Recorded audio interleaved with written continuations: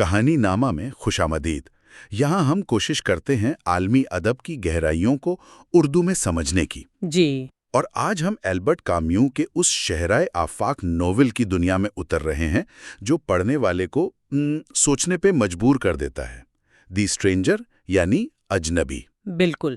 اور Albert Camus اس لازوال کہانی کے خالق، وہ 1913 میں فرانسیسی الجیریا میں پیدا ہوئے تھے، ایک مصنف، فلسفی اور صحافی بھی۔ انہیں جدید فلسفے کی بہت اہم شخصیات میں شمار کیا جاتا ہے، خاص طور پر ان کے لائے یقینیت یعنی ایبسرڈزم کے تصور کی وجہ سے۔ ایبسرڈزم یعنی وہ جو انسان معنی ڈھونڈتا رہتا ہے اور کائنات بالکل خاموش رہتی ہے، وہ والی کشمکش۔ بالکل وہی۔ یہ فلسفہ اسی بنیادی کشمکش کی بات کرتا ہے، انسان کی معنی اور مقصد کی تلاش، اور دوسری طرف کائنات کی مکمل خاموشی، اس کی بے حسی۔ لیکن دلچسپ بات یہ ہے، میں نے پڑھا تھا کہ کامیو خود کو وجودیت پسند یعنی ایگزسٹینشلسٹ نہیں کہلواتے تھے، حالانکہ ان کی باتوں میں وہ تنہائی، آزادی، اخلاقی لا تعلقی والی تھیمز تو ملتی ہیں نا؟ جی ہاں، ملتی تو ہیں، لیکن شاید وہ خود کو اس لیبل سے الگ رکھنا چاہتے تھے۔ ان کا زیادہ زور اسی تصادم پر تھا، انسان کی پکار اور کائنات کی وہ گہری خاموشی۔ اچھا۔ اور اسی گہرے اور ایماندارانہ غور و فکر کی وجہ سے انہیں 1957 میں ادب کا نوبل انعام بھی ملا۔ دی میتھ آف سیزیفس، دی پلیگ اور یقیناً دی اسٹرینجر ان کے وہ کام ہیں جنہوں نے فلسفے اور ادب پر بہت گہرے نقوش چھوڑے ہیں۔ اور دی اسٹرینجر، جس کا اصل فرانسیسی نام لیٹرانجے ہے، یہ 1942 میں شائع ہوا اور فوراً ہی بہت مشہور ہو گیا۔ جی ہاں۔ اس کا مرکزی کردار میرسو، وہ فرانسیسی الجیریا میں رہتا ہے، ایک عام سا کلرک ہے، لیکن خاص بات یہ ہے کہ وہ اپنے ارد گرد ہر چیز سے، یہاں تک کہ اپنی ماں کی موت جیسے واقعے سے بھی جذباتی طور پر بالکل لاتعلق لگتا ہے۔ ہاں، اور یہی لا تعلقی تو ناول کی بنیاد ہے۔ اصل میں ناول 2 حصوں میں ہے۔ پہلا حصہ میرسو کی روزمرہ کی زندگی دکھاتا ہے، اس کی یہی لا تعلقی، اور پھر ایک چونکا دینے والا تشدد کا عمل۔ وہ قتل والا واقعہ؟ جی، جب وہ الجزائر کے ایک دھوپ سے تپتے ساحل پر ایک عرب شخص کو قتل کر دیتا ہے، اور پھر دوسرا حصہ وہ اس کی گرفتاری، مقدمے اور آخر میں وجود کی اسی لایعنیت کے شدت کے احساس کے گرد گھومتا ہے۔ تو کامیو میرسو کے ذریعے روایتی اخلاقیات اور یہ جو معنی وغیرہ کے تصورات ہیں ان کو چیلنج کر رہے ہیں۔ وہ جیسے پوچھ رہے ہیں کہ بھئی اگر کائنات کو ہماری پرواہ نہیں، ہمارے ہونے نہ ہونے سے فرق نہیں پڑتا، تو کیا ہمیں معاشرے کی خاطر جذبات کا دکھاوا کرنا چاہیے؟ یہ بہت گہرا سوال ہے، لیکن اس میں آگے بڑھنے سے پہلے ایک چھوٹی سی وضاحت کرنا ضروری سمجھتی ہوں۔ جی ضرور۔ دیکھیں، یہ گفتگو صرف تعلیمی مقاصد کے لیے ہے۔ ہم ناول کا لفظ بہ لفظ ترجمہ پیش نہیں کر رہے، بلکہ کوشش ہے کہ اس کے اہم نقاط اور ابواب کو آسان اردو میں سمجھا جائے۔ اور یہ بھی بتاتے چلیں کہ اس گفتگو کو ریکارڈ کرنے میں مصنوعی ذہانت یعنی AI کے ٹولز کا استعمال ہوا ہے، تو ممکن ہے کہیں تلفظ میں کوئی معمولی غلطی ہو، یا کبھی کبھار AI کرداروں کی جنس کی شناخت میں تھوڑی گڑبڑ کر دے۔ شکریہ۔ تو آئیے پہلے حصے کا آغاز کرتے ہیں۔ یہ حصہ ہمیں میرسو کی دنیا سے ملواتا ہے، ایک ایسی دنیا جہاں جذبات کی جگہ حسیاتی تجربات اور مشاہدات نے لے رکھی ہیں۔ اور شروعات تو ایسی ہے کہ بس ذہن میں چپک جاتی ہے۔ ناول کا پہلا جملہ، آج ماں مر گئی، یا شاید کل، مجھے نہیں معلوم۔ مامون ڈائیڈ ٹوڈے اور یسٹرڈے میں بی، آئی ڈونٹ نو۔ بالکل، یہ ایک جملہ ہی جیسے میرسو کے پورے کردار کا خلاصہ ہے۔ وہ سماجی توقعات کے مطابق رد عمل ظاہر کرنے کی ضرورت ہی محسوس نہیں کرتا۔ صحیح کہا۔ یہ صرف یہ نہیں کہ اسے تاریخ یاد نہیں، یہ اس بات کی علامت ہے کہ ماں کی موت اس کے لیے ایک حقیقت تو ہے، لیکن کوئی جذباتی طوفان نہیں۔ وہ بس باس سے چھٹی مانگتا ہے، دوست سے کالی ٹائی ادھار لیتا ہے، اور بس پکڑ کر اولڈ پیپلز ہوم چلا جاتا ہے۔ وہاں بھی جب وہ ڈائریکٹر سے ملتا ہے، ماں کو ہوم بھیجنے کی وجوہات پر بات ہوتی ہے، سب کچھ ایک معمول کے مطابق، بغیر کسی ظاہری غم یا افسوس کے۔ اور جنازے سے پہلے والی رات، جب وہ ماں کے تابوت کے پاس بیٹھا ہے، وہ رونے یا افسوس کرنے کے بجائے وہاں کے ماحول کا مشاہدہ کر رہا ہے، نگران کی باتیں سن رہا ہے، آنے والے بوڑھے لوگوں کو دیکھ رہا ہے، اور وہ لمحہ تو بہت ہی عجیب ہے جب وہ نگران کو سگریٹ پیش کرتا ہے اور وہ دونوں وہیں تابوت کے پاس سگریٹ پیتے ہیں۔ بالکل، یہ سماجی رسوم سے مکمل بیگانگی نہیں تو اور کیا ہے؟ صحیح۔ یہیں سے وہ اجنبی پن واضح ہوتا ہے۔ وہ معاشرے کے بنائے ہوئے جذباتی اور اخلاقی سانچوں میں فٹ نہیں ہوتا۔ اس کا رویہ غیر روایتی ہے۔ وہ ماں کو آخری بار دیکھنے سے بھی انکار کر دیتا ہے۔ ہاں۔ پھر جنازے کے جلوس میں وہ شدید گرمی اور سورج کی تپش سے پریشان ہے۔ اسے ماں کی جدائی کا غم نہیں ستا رہا۔ ایک اور کردار ہیں تھامس پیرز، جو ماں کے قریبی دوست تھے۔ وہ رو رہے ہیں، لیکن ان کے غم سے بھی میرسو کو کوئی خاص فرق پڑتا نظر نہیں آتا۔ اس پر سورج اور گرمی کا اثر بہت زیادہ لگتا ہے۔ ایسا ہے جیسے اس کے جذبات سے زیادہ اس کے حواس اس پر حاوی ہیں۔ یہ گرمی اور سورج کا ذکر بار بار کیوں آتا ہے؟ کیا یہ صرف ماحول کا بیان ہے یا اس کا کوئی گہرا مطلب ہے؟ نہیں، یہ صرف ماحول کا بیان نہیں ہے۔ دیکھیں، کامیوں کے ہاں یہ ایک اہم موٹیف ہے، یعنی بار بار آنے والی علامت۔ سورج اور گرمی یہاں صرف موسم نہیں ہے، بلکہ ایک طرح سے کائنات کی بے رحم، جابرانہ اور لا تعلق قوت کی نمائندگی کرتے ہیں۔ اچھا۔ یہ وہ بیرونی طاقت ہے جو مرسوں کے اندرونی احساسات یا ان کی کمی پر غالب آ جاتی ہے۔ جنازے کے دن کی شدید گرمی اسے سوچنے سمجھنے سے جیسے قاصر کر دیتی ہے، اور یہی سورج بعد میں قتل کے واقعے میں بھی مرکزی کردار ادا کرے گا۔ جنازے سے واپسی پر اس کی پہلی خوشی یہ ہے کہ وہ گھر جا کر 12 گھنٹے سوئے گا، اور اگلے ہی دن ہفتے کو وہ اٹھ کر تیراکی کے لیے چلا جاتا ہے۔ وہاں اس کی ملاقات میری کارڈونا سے ہوتی ہے۔ جی، اور یہ بھی میرسو کی لا تعلقی کی ایک اور مثال ہے۔ ماں کو دفنائے ابھی ایک دن گزرا ہے اور وہ میری کے ساتھ ہنس کھیل رہا ہے پانی میں، اور جسمانی طور پر اس کے قریب آ رہا ہے۔ ہاں، پھر شام کو فلم دیکھتے ہیں اور رات میری اس کے ساتھ گزارتی ہے۔ اس سب میں کوئی پچھتاوا، کوئی احساس جرم نظر نہیں آتا۔ جب میری اس کی کالی ٹائی دیکھ کر پوچھتی بھی ہے تو وہ بس اتنا کہتا ہے، کل ماں مری ہیں۔ وہ یہ بھی سوچتا ہے کہ اسے کہنا چاہیے یہ میری غلطی نہیں تھی۔ جیسے کچھ ہوا ہی نہیں۔ اتوار کا دن پھر وہ اکیلا گزارتا ہے، اپنی بالکونی سے باہر گلی کے لوگوں کو دیکھتا رہتا ہے، ان کی حرکات و سکنات کو بڑی تفصیل سے۔ ہاں، مشاہدات بہت باریک ہیں، لیکن ان میں کوئی جذباتی شمولیت نہیں ہے، جیسے کوئی فلم چل رہی ہو اور وہ بس دیکھ رہا ہو۔ اور دن کے آخر میں وہ کیا نتیجہ نکالتا ہے؟ ایک اور اتوار ختم ہو گیا، ماں اب دفن ہو چکی ہے، میں کام پر واپس جاؤں گا، اور واقعی کچھ بھی نہیں بدلا تھا۔ بالکل، یہ جملہ اس کے فلسفے کی عکاسی کرتا ہے۔ زندگی بس چلتی رہتی ہے، بڑے سے بڑا واقعہ بھی اس کے بنیادی بہاؤ کو نہیں بدلتا۔ یہ لا یہنیت، ایبزرڈزم کا ایک عملی مظاہرہ ہے۔ معنی یا اہمیت کا احساس وہ غائب ہے۔ پھر کہانی میں اس کے 2 پڑوسی آتے ہیں جو اس کی زندگی میں مزید الجھاؤ پیدا کرتے ہیں۔ پہلا ہے بوڑھا سالامونو اور اس کا بیمار کتا۔ ان کا رشتہ یہ عجیب ہے، نفرت اور محبت کا ملا جلا، یا شاید صرف عادت کا۔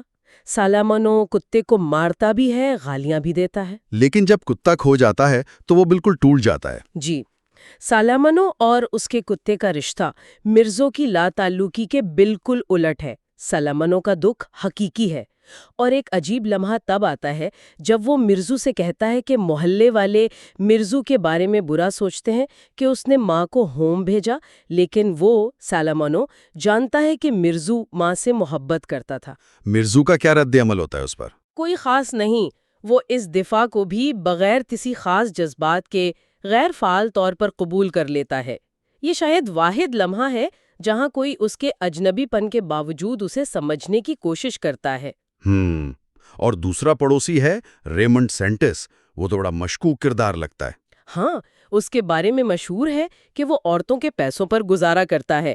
وہ میرسو سے دوستی کرتا ہے اور اسے اپنی محبوبہ سے بدلہ لینے کے منصوبے میں شامل کر لیتا ہے۔ وہ میرسو سے ایک خط لکھنے کو کہتا ہے تاکہ وہ عورت واپس آئے اور ریمنڈ اسے ذلیل کر سکے۔ اور میرسو وہ مان جاتا ہے فوراً، اور وجہ کیا بتاتا ہے؟ میرے پاس اسے خوش نہ کرنے کی کوئی وجہ نہیں تھی۔ یہ اس کی غیر فعالیت، اس کی پیسیوٹی اور لا تعلقی کی انتہا ہے۔ وہ ریمنڈ کے منصوبے کے صحیح غلط ہونے پر غور ہی نہیں کرتا۔ اس کے لیے یہ بس ایک اور واقعہ ہے جس سے اسے کوئی فرق نہیں پڑتا۔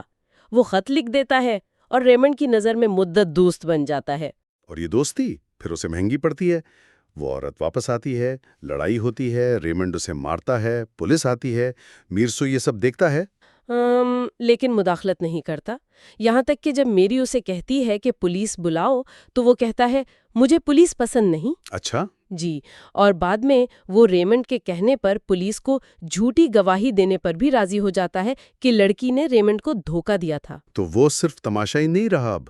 بالکل نہیں، وہ غیر فعال تماشائی سے آہستہ آہستہ ایک شریک جرم بنتا جا رہا ہے، بغیر اس کا پوری طرح ادراک کیے یا اس کی پرواہ کیے۔ اس کی لا تعلقی اسے واقعات کے بہاؤ میں بہائے لیے جا رہی ہے۔ اسی دوران میری اس سے پوچھتی ہے کہ کیا وہ اس سے شادی کرنا چاہتا ہے؟ میرسو کا جواب پھر وہی بے حس ایمانداری والا۔ ہاں، کہتا ہے میرے لیے کوئی فرق نہیں پڑتا، اگر تم چاہو تو ہم کر سکتے ہیں۔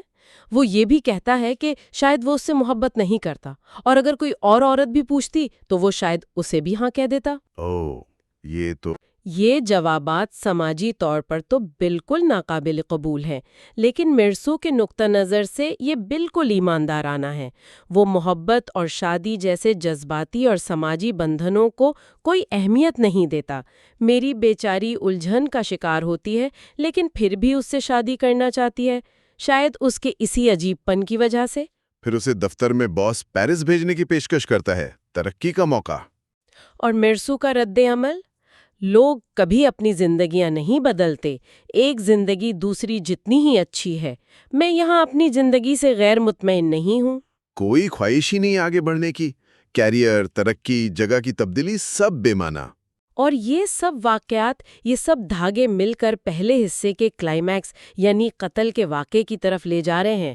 ریمنڈ میرسو اور میری کو اتوار کو اپنے دوست میسن کے بیچ ہاؤس پر مگو کرتا ہے۔ ہاں، اور ریمنڈ یہ بھی بتاتا ہے کہ اس کی سابقہ محبوبہ کا بھائی اور اس کے دوست اس کا پیچھا کر رہے ہیں۔ جی۔ اتوار کا دن آتا ہے، بیچ ہاؤس جاتے ہوئے وہ ان اربوں کو دیکھتے ہیں۔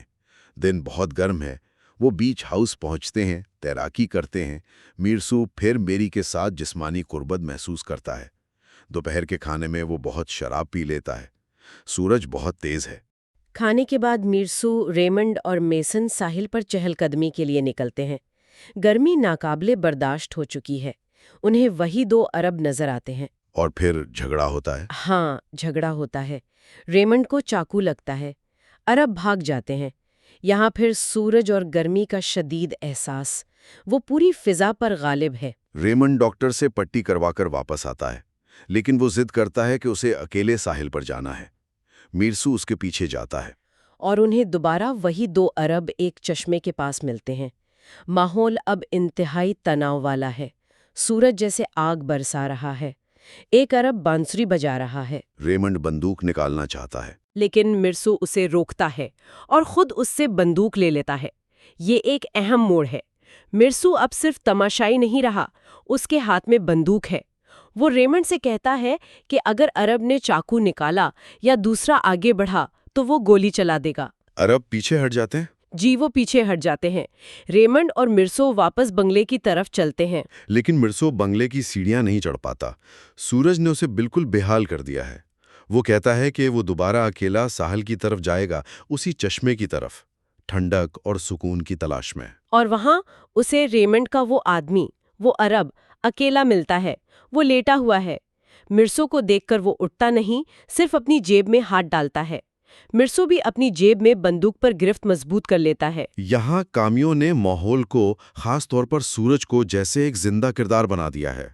میرسو پر شدید جسمانی دباؤ ہے، اس کا ماتھا تپ رہا ہے، پسینہ بہہ رہا ہے، اسے جنازے والے دن کی گرمی یاد آتی ہے۔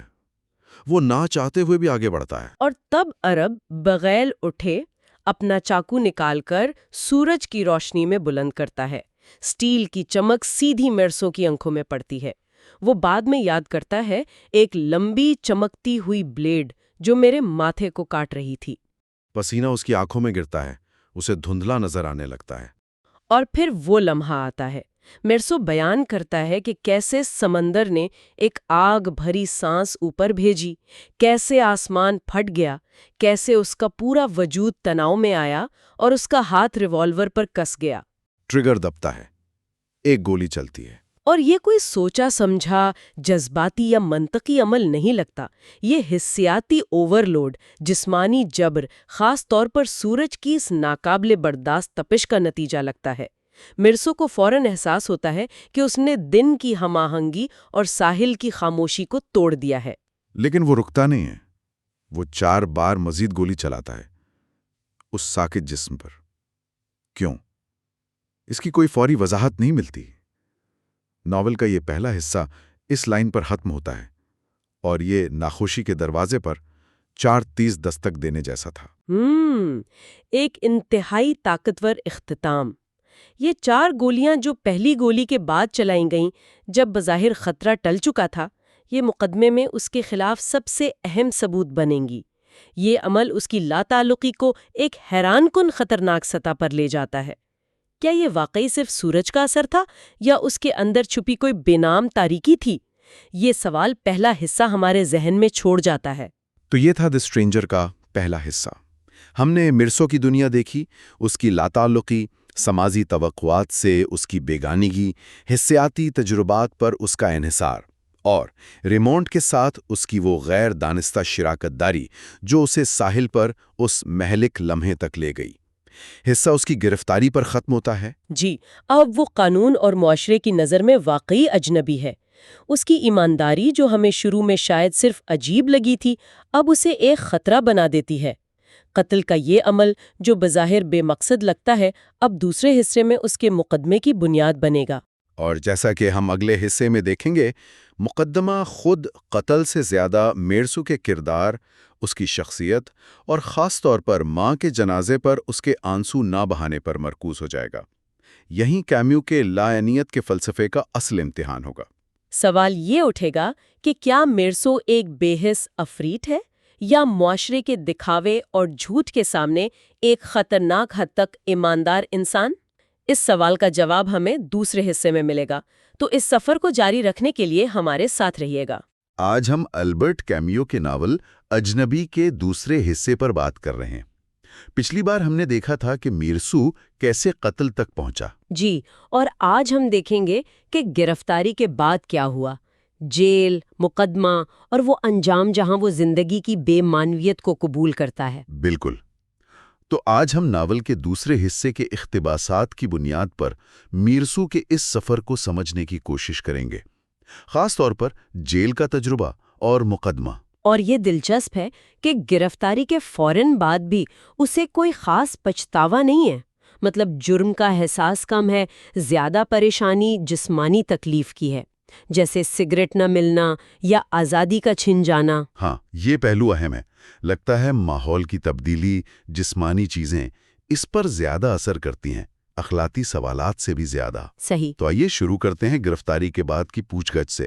میرسو کو تو لگتا ہے کہ کیس بہت سیدھا ہے۔ ہاں، وہ کہتا بھی ہے مجسٹریٹ سے کہ وکیل کی ضرورت نہیں، معاملہ صاف ہے۔ لیکن میجسٹریٹ کہتا ہے یہ آپ کی رائے ہے، قانون اپنی جگہ ہے، اور میرسو بس میجسٹریٹ کو، اس کے دفتر کو یوں ہی دیکھتا رہتا ہے جیسے کوئی تماشا ہو۔ جی، اور پھر جب سرکاری وکیل آتا ہے تو یہ فرق اور گہرا ہو جاتا ہے۔ وکیل فوراً کیس پر نہیں آتا، وہ میرسو کی شخصیت، خاص کر ماں کے جنازے والے رویے پر بات شروع کر دیتا ہے۔ اچھا، وہ کیا پوچھتا ہے؟ وہ پوچھتا ہے، کیا آپ کو دکھ ہوا تھا؟ میرسو کا جواب بہت ایماندارانہ ہے۔ کہتا ہے، میری جسمانی ضروریات اکثر میرے جذبات پر حاوی ہو جاتی ہیں۔ اور جب وکیل کہتا ہے کہ شاید آپ کہہ دیں کہ آپ نے جذبات دبائے تھے، تو میرسو صاف منع کر دیتا ہے، کہتا ہے نہیں، کیونکہ یہ سچ نہیں ہے۔ یہیں سے وہ ٹکراؤ شروع ہوتا ہے، فرد کی سچائی اور معاشرے کی توقعات کا۔ بالکل، معاشرہ چاہتا ہے آپ ایک خاص طریقے سے رویہ اپنائیں، چاہے وہ سچ نہ بھی ہو۔ اور یہ میجسٹریٹ کے ساتھ تفتیش میں تو اور بھی بڑھ جاتا ہے۔ میجسٹریٹ کہتا ہے، لوگ تمہیں کم گو سمجھتے ہیں۔ شروع میں تو میجسٹریٹ کچھ ہمدردی دکھاتا ہے، لیکن پھر اس کی دلچسپی میرسو کی شخصیت میں بڑھ جاتی ہے۔ وہ کہتا ہے، مجھے تم میں دلچسپی ہے۔ جی، اور وہ بار بار قتل کے لمحے پر واپس آتا ہے۔ وہ پوچھتا ہے کہ پہلی گولی کے بعد وقفہ کیوں دیا اور پھر لاش پر مزید 4 گولیاں کیوں چلائیں۔ یہ مقدمے کا اہم نقطہ بن جاتا ہے۔ اور میرسو کے پاس اس کا کوئی جواب نہیں ہوتا، وہ بتا نہیں پاتا کہ کیوں۔ یہیں میجسٹریٹ کا رویہ بدلتا ہے، مایوسی پھر غصہ۔ وہ کوشش کرتا ہے کہ میرسو پر کوئی مذہبی معنی تھوپ دے۔ اچھا، وہ صلیب والا منظر؟ ہاں بالکل، وہ چاندی کا صلیب لہراتا ہے، پوچھتا ہے خدا پر یقین رکھتے ہو؟ میرسو کا جواب وہی سادہ نہیں۔ اس پر تو میجسٹریٹ بھڑک اٹھتا ہے، چیختا ہے، کیا تم چاہتے ہو میری زندگی بے معنی ہو جائے؟ جی، یہ بہت اہم لمحہ ہے۔ یہ صرف مذہب کا سوال نہیں، یہ انسان کی معنی کی تلاش کی گہری پیاس ہے۔ میرسو کا انکار اس پوری بنیاد کو ہلا دیتا ہے۔ تو میجسٹریٹ کی نظر میں وہ صرف قاتل نہیں رہا؟ نہیں، وہ ایک وجودی خطرہ بن گیا۔ اسی لیے تو وہ اسے کہتا ہے جناب مخالف مسیح، یعنی موسیر اینٹی کرائسٹ۔ تو یہ مخالف مسیح جیل میں کیسے وقت گزارتا ہے؟ شروع میں تو مشکل ہوتی ہوگی۔ ہاں، شروع میں مشکلات ہوتی ہیں۔ وہ آزاد آدمی کی طرح سوچتا ہے، سمندر یاد آتا ہے، عورتوں کی کمی، سگریٹ کی طلب، لیکن پھر آہستہ آہستہ عادی ہو جاتا ہے۔ جیسے اس کی ماں کہتی تھی، کچھ عرصے بعد آپ ہر چیز کے عادی ہو جاتے ہیں۔ بالکل، یہی کیمیو کا ایبسرڈٹی یا بے معنویت کا تصور سامنے آتا ہے۔ یہ صرف یہ نہیں کہ زندگی بے معنی ہے، بلکہ یہ وہ ٹکراؤ ہے جو انسان کی معنی کی تلاش اور کائنات کی خاموشی کے درمیان ہے۔ میرسو اسی ٹکراؤ کی جیتی جاگتی مثال ہے۔ وہ حال میں جیتا ہے، اپنی جسمانی حقیقت میں۔ جی، مستقبل کی امیدوں یا بڑے نظریات میں نہیں۔ جیل میں وقت گزارنے کے لیے وہ کیا کرتا ہے؟ وہ اپنی یادوں کا سہارا لیتا ہے، اپنے کمرے کی ہر چیز کو تفصیل سے یاد کرتا ہے، فرنیچر کی درانیں تک۔ اچھا، اور وہ چیکوسلواکیا والے آدمی کی کہانی، وہ بھی اسے جیل میں ملتی ہے نا؟ ہاں، اخبار کے ایک پرانے ٹکڑے پر ایک بیٹا جو امیر ہو کر گاؤں لوٹتا ہے، اپنی ماں اور بہن کے ہوٹل میں انہیں بتائے بغیر ٹھہرتا ہے، مذاق کے لیے۔ اور وہ پہچانا نہیں جاتا اور رات کو پیسوں کے لیے مار دیا جاتا ہے۔ جی، اور اگلے دن جب پتہ چلتا ہے تو ماں اور بہن خودکشی کر لیتی ہیں۔ مرسو اس کہانی کو پڑھ کر سوچتا ہے کہ یہ ایک طرح سے قدرتی ہے اور شاید اس آدمی نے یہ ڈیزرو کیا۔ یہ بڑا عجیب رد عمل ہے۔ یہی تو سوال ہے، کیا یہ ہمت ہے یا گہری لاتعلقی؟ اس کا یہ کہنا کہ ایک دن جینے والا آدمی بھی جیل میں 100 سال گزار سکتا ہے یادوں کے سہارے۔ یہ بظاہر تو ہمت ہے، لیکن یہ زندگی کو ایک مشینی عمل بھی بنا دیتا ہے۔ وقت کا تصور بھی ختم ہو جاتا ہے اس کے لیے۔ کل، آنے والا کل، سب بے معنی۔ بالکل، اور جب وہ مہینوں بعد اپنا عکس دیکھتا ہے، اپنی آواز سنتا ہے، تو اسے احساس ہوتا ہے کہ وہ خود سے باتیں کرتا رہا ہے۔ جیل جیسے سارے وہم ختم کر دیتی ہے اور انسان کو اس کے تنہا وجود کے سامنے لا کھڑا کرتی ہے۔ اور پھر آتا ہے مقدمہ، ناول کا مرکزی حصہ۔ جی، بھرا ہوا کمرہ، عدالت، شدید گرمی۔ مرسو کو جیوری ایسے لگتی ہے جیسے ٹرین کے مسافر اسے گھور رہے ہوں۔ وہ خود کو وہاں اجنبی محسوس کرتا ہے۔ پریس والے بھی ہیں، کیونکہ گرمیوں میں خبریں کم ہوتی ہیں، تو یہ کیس دلچسپ ہے۔ گواہوں کو بلایا جاتا ہے، ڈائریکٹر، کیئر ٹیکر، پیرس، سیلسٹ، میری، میسن، سالامونو، ریمنڈ، اور یہیں سے مقدمے کا رخ بدلنا شروع ہوتا ہے۔ جلدی واضح ہو جاتا ہے کہ یہ صرف قتل کا مقدمہ نہیں ہے، بلکہ میرسو کے کردار کا مقدمہ ہے۔ بالکل، اس کی شخصیت، اس کا معاشرتی اصولوں سے ہٹ کر ہونا۔ پروسیکیوٹر اپنا کیس بناتا ہے مرسو کی ماں کے جنازے پر، اس کی مبینہ بے حسی پر۔ وہ ڈائریکٹر کی گواہی کہ وہ رویا نہیں، ماں کی عمر نہیں جانتا تھا۔ جی، اور کیئر ٹیکر کی گواہی کہ اس نے تابوت کے پاس کافی پی، سگریٹ پی۔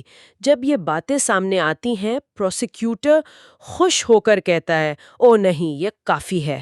اور میرسو خود کہتا ہے، پہلی بار مجھے احساس ہوا کہ میں مجرم ہوں۔ لیکن سوال وہی ہے، کس چیز کا مجرم؟ قتل کا یا معاشرے کے دکھاوے کے اصول نہ ماننے کا؟ باقی گواہوں کے بیانات کا کیا اثر ہوتا ہے؟ ملا جلا۔ بوڑھا پیرس کہتا ہے وہ خود غم میں تھا، اس نے نہیں دیکھا مرسو رویا یا نہیں، جس پر وکیل کہتا ہے سب سچ ہے اور کچھ بھی سچ نہیں۔ سیلیسٹ جو دوست ہے اسے ایک آدمی کہتا ہے، جرم کو بدقسمتی کہتا ہے، مرسو کو اس کی سادگی اچھی لگتی ہے۔ لیکن میری کی گواہی اس کے خلاف جاتی ہے۔ ہاں، جب اس سے جنازے کے اگلے دن کی تفصیل پوچھی جاتی ہے، تیراکی، فلم، تعلق، تو پروسیکیوٹر اسے مرسو کی بے رحمی ثابت کرنے کے لیے استعمال کرتا ہے۔ جوری کے حضرات، ماں کی موت کے اگلے دن میری رو پڑتی ہے۔ اور ریمنڈ؟ ریمنڈ دفاع کی کوشش کرتا ہے، کہتا ہے سب اتفاق تھا، لیکن پروسیکیوٹر اسے ایک دلال ثابت کر کے میسو کو اس کا ساتھی بنا دیتا ہے، ایک اخلاق سے عاری افریت، اور میسو سادگی سے کہہ دیتا ہے ہاں میرا دوست ہے۔ تو یہ سب پروسیکیوٹر کے اختتامی دلائل میں استعمال ہوتا ہوگا؟ بالکل، وہ قتل کو سوچی سمجھی سازش کہتا ہے، میرسو کے سورج کی وجہ سے والے دفاع کا مذاق اڑایا جاتا ہے۔ اور وہ حملہ کرتا ہے میرسو کے پچھتاوے کی کمی پر، اس کی روح نہ ہونے پر۔ جی، وہ کہتا ہے اس نے میرسو کی روح میں جھانکا تو وہاں اندھیرا تھا، اور پھر وہ انتہائی متنازع موازنہ کرتا ہے۔ وہ والد کے قتل والے جرم سے، پیراسائٹ سے۔ ہاں، وہ میرسو کی بے حسی کو پیراسائٹ جیسا گھنونا جرم قرار دیتا ہے۔ وہ چیختا ہے میں اس پر الزام لگاتا ہوں کہ اس نے ماں کو دل میں جرم رکھ کر دفنایا۔ گویا اصل جرم جنازے پر رونا نہیں تھا۔ بالکل، کہانی پوری طرح میرسو کی شخصیت پر مرکوز ہو جاتی ہے۔ اچھا، اور دفاعی وکیل کیا کہتا ہے؟ وہ میرسو کو ایماندار آدمی، محنتی کارکن، مثالی بیٹا ثابت کرنے کی کوشش کرتا ہے۔ کہتا ہے مالی تنگی کی وجہ سے ماں کو اولڈ ایج ہوم بھیجا۔ اور وہ میرسو کے لیے میں کا لفظ استعمال کرتا ہے۔ ہاں، یہ سچ ہے، میں نے ایک آدمی کو مارا، جو میرسو کو بہت عجیب لگتا ہے۔ وہ خود کو مقدمے سے بالکل الگ محسوس کرتا ہے۔ وکیل رعایت مانگتا ہے، ایکسٹینویٹنگ سرکمسٹانسز۔ جی، کہتا ہے مرسو ایک لمحے کو ہوش کھو بیٹھا تھا، لیکن اس ساری تقریر کے دوران مرسو کیا کر رہا ہے؟ وہ باہر آئس کریم والے کی آواز سن رہا ہے۔ بالکل، مکمل لا تعلقی۔ تو مطلب دونوں وکیل اپنی اپنی کہانی سنا رہے ہیں۔ یہی بات ہے، دونوں مرسو کے بارے میں کہانیاں بنا رہے ہیں۔ مرسو کے اپنے نقطہ نظر کو کوئی نہیں سمجھ رہا۔ مقدمہ ایک طرح کی پرفارمنس بن گیا ہے، جہاں معنی مسلط کیا جا رہا ہے، دریافت نہیں۔ صحیح۔ یہ قانونی نظام کی اپنی بے معنویت، اپنی ایبسرڈٹی کو بھی دکھاتا ہے۔ ایک ایسا نظام جو ایسی زندگی کو سمجھنے کی کوشش کر رہا ہے جو اس کے خانوں میں فٹ نہیں ہوتی۔ اور پھر آتا ہے فیصلہ۔ جی، طویل انتظار کے بعد جیوری مرسو کو قتل کا مجرم قرار دیتی ہے۔ سوچا سمجھا قتل، کوئی رعایت نہیں۔ گلوٹین سے سر قلم، فرانسیسی عوام کے نام پر۔ فیصلہ سنتے وقت مرسو لوگوں کے چہروں پر کیا دیکھتا ہے؟ غصہ یا نفرت نہیں، بلکہ غور و فکر کا تاثر، جیسے وہ اسے سمجھنے کی کوشش کر رہے ہوں۔ اور جب پوچھا جاتا ہے کچھ کہنا ہے تو وہ کہتا ہے نہیں۔ فیصلے کے بعد مرسو کی سوچ بدلتی ہے۔ اب اس کی توجہ موت کی سزا کے عمل پر ہے، اس کی مشینری پر۔ وہ بچ نکلنے کے امکانات سوچتا ہے، چاہے 1% ہی کیوں نہ ہو۔ ہاں، اور وہ سزائے موت کی نوعیت پر غور کرتا ہے، اس کی یقینیت۔ قسمت کا کوئی عمل دخل نہیں۔ وہ گلوٹنگ کی کارکردگی پر تنقید کرتا ہے کہ یہ اتنی یقینی ہے کہ مجرم کے پاس کوئی موقع ہی نہیں بچتا۔ وہ سوچتا ہے 1000 میں ایک موقع تو ہو۔ جی، اور یہ بھی کہ نظام مجرم سے اخلاقی تعاون چاہتا ہے کہ وہ چپ چاپ موت کو قبول کر لے۔ یہ سب سوچنا، موت کے اتنے قریب، یہ بہت مرسوں والا انداز ہے۔ پھر وہ صبح صادق کا انتظار کرنے لگتا ہے۔ اپیل کے بارے میں سوچتا ہے۔ کبھی بدترین صورتحال قبول کرنے کی کوشش کرتا ہے تاکہ سکون ملے، کہ موت تو آنی ہے۔ لیکن پھر معافی کا خیال اسے خوشی سے بحال کر دیتا ہے۔ اسی کشمکش میں وہ پادری سے ملنے سے انکار کرتا رہتا ہے، لیکن پادری آ جاتا ہے۔ اور یہ ملاقات اہم ہے۔ بہت اہم، ناول کے کلائمیکس میں سے ایک۔ پادری اسے تسلی، خدا، معافی کی باتیں کرتا ہے۔ مرسو اپنے عدم یقین پر قائم رہتا ہے۔ وہ کہتا ہے اسے دوسری زندگی میں دلچسپی نہیں، وقت کم ہے۔ پادری اصرار کرتا ہے، اور آخرکار مرسو کا ضبط ٹوٹ جاتا ہے۔ وہ غصے سے پھٹ پڑتا ہے، پادری کا گریبان پکڑ لیتا ہے، چیختا ہے، اپنے سارے دبے ہوئے جذبات نکال دیتا ہے۔ ہاں، وہ کہتا ہے پادری کی کوئی بھی یقین دہانی، کوئی بھی عقیدہ ایک عورت کے بال برابر بھی وقت نہیں رکھتا۔ وہ چیختا ہے کہ وہ صحیح تھا، ہے اور رہے گا۔ یہ غصہ، یہ کیتھارسس اسے کہاں لے جاتا ہے؟ ایک عجیب سی شانتی تک، ایک حتمی ادراک تک۔ پادری کے جانے کے بعد جب وہ پرسکون ہوتا ہے، اسے لگتا ہے جیسے مستقبل سے ایک تاریک ہوا چل رہی ہے۔ اور وہ سب کچھ برابر کر رہی ہے؟ ہاں، اس کی جیوی زندگی، نہ جیوی زندگی، سب برابر۔ وہ سمجھتا ہے کہ اس کی تقدیر اور دوسروں کی تقدیر میں کوئی فرق نہیں، سب کی زندگیاں بے معنی ہیں، سب کو مرنا ہے۔ سبھی مرادہ میں یافتہ تھے۔ باقی سب کو ایک دن سزا دی جائے گی۔ اس غصے نے اسے پاک کر دیا، امید سے خالی کر دیا، اور اسی خالی پن میں وہ خود کو کائنات کی نرم لاتعلقی کے لیے کھولتا ہے۔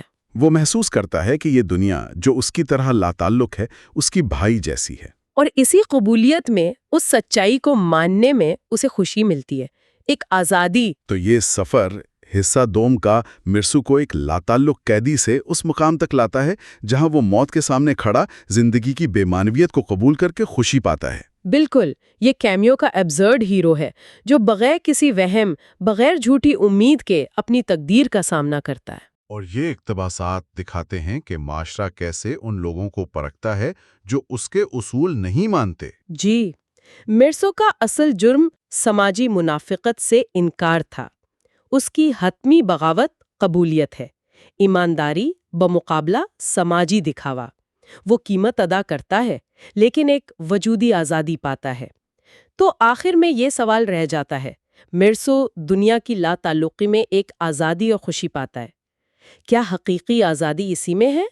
معاشرتی توقعات اور معنی کی تلاش سے باہر نکلنے میں؟ یا یہ ایک مایوس کن نتیجہ ہے؟